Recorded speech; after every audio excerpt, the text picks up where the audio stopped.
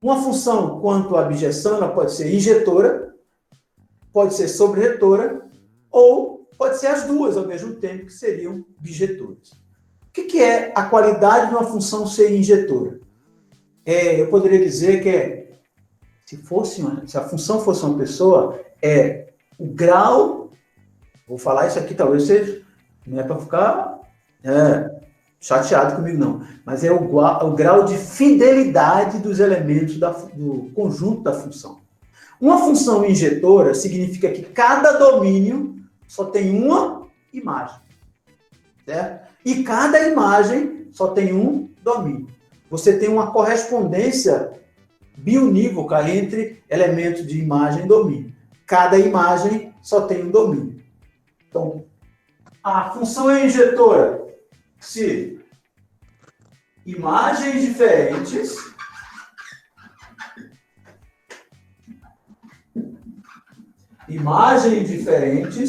têm domínios diferentes.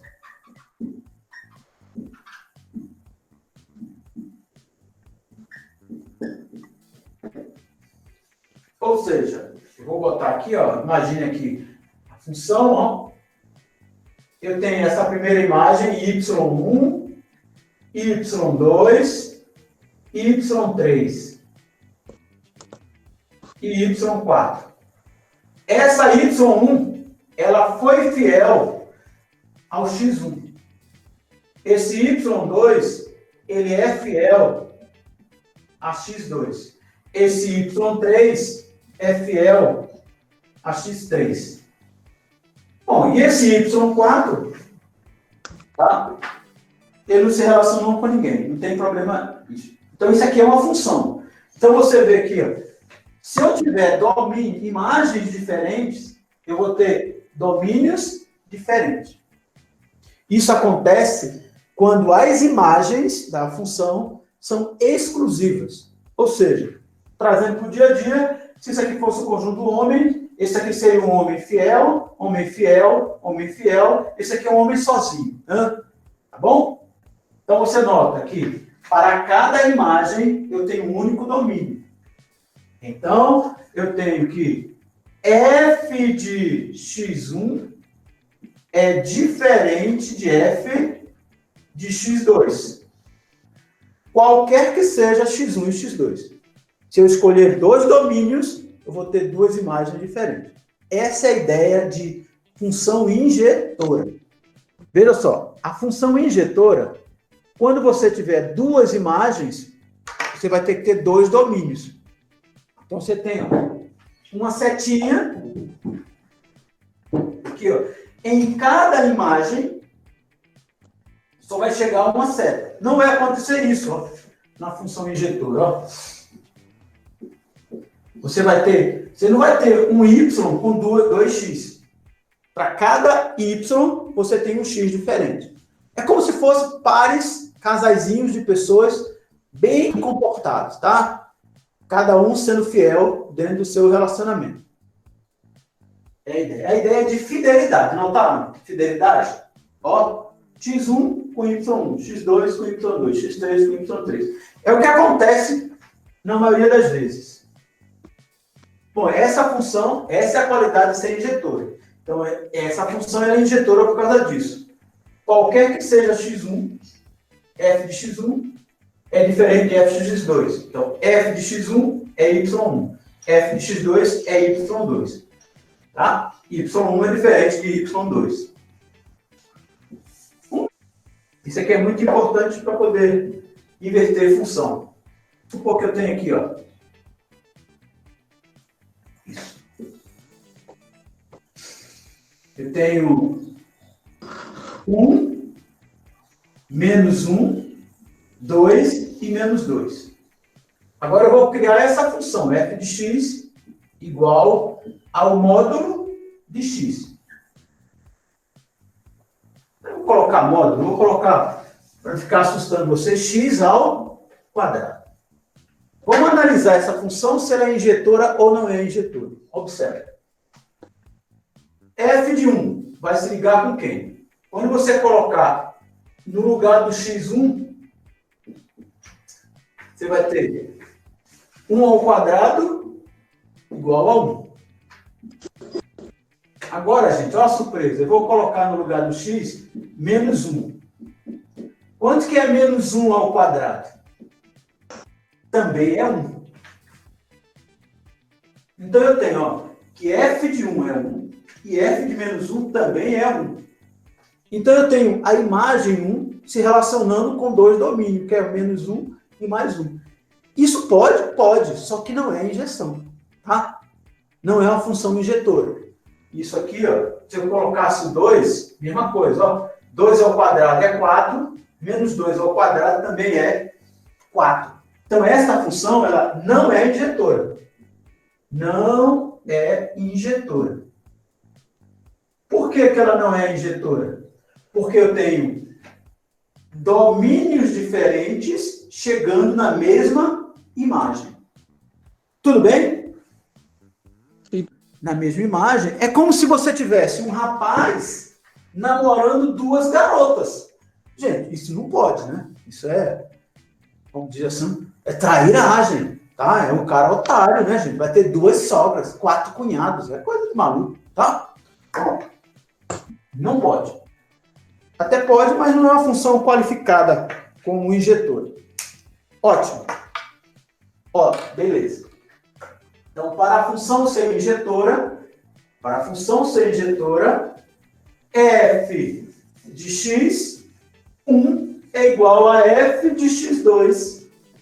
Seria aqui, f de x1 é igual a f de x2, não. f de x1 é diferente de f de x2 para quaisquer x1 e x2. Então, quaisquer. A função sobrejetora é aquela que não sobrar elementos no contradomínio. Domínio. Vamos lembrar aqui, Opa! Aqui eu tenho o conjunto A, aqui eu tenho o conjunto B. X1 foi falar com Y1. X2 foi falar com Y2. X3 foi falar com Y3. E acabou. Não sobrou ninguém aqui. Tá vendo? O conjunto imagem, esse aqui seria o contradomínio, e o conjunto imagem, na função sobrejetora, não vai sobrar ninguém aqui, no segundo conjunto. Isso significa que o contradomínio, ele é igualzinho ao conjunto imagem. Não sobra um y. Então, a função sobrejetora não sobra um y. Todos os y estão bem acompanhados. Podem estar acompanhados com uma ligação só ou com duas. Então, uma função para ser sobrejetora, ela não pode deixar y sobrando. Alguma dúvida? Tranquilo? De boa, professor. De boa, né? Então, aqui, vou dar 2 exemplos de função sobrejetora. Eu vou apagar aqui, só para aproveitar o mesmo espaço. Aqui,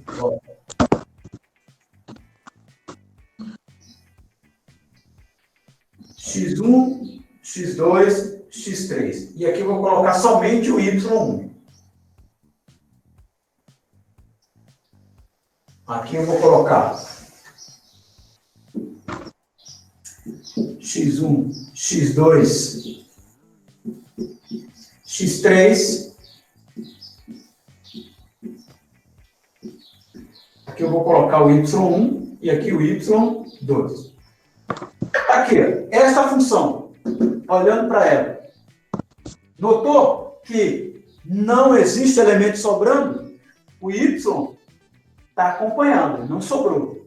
Perfeito? Ah, professor, mas ele tem 3 repetições, não tem problema. Ela é sobrejetora.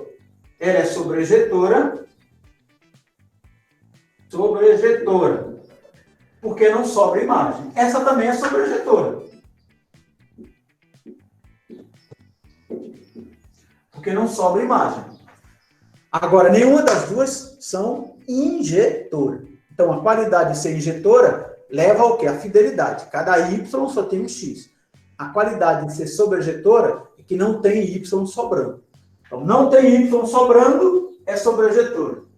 Cada Y só tem um X, injetora.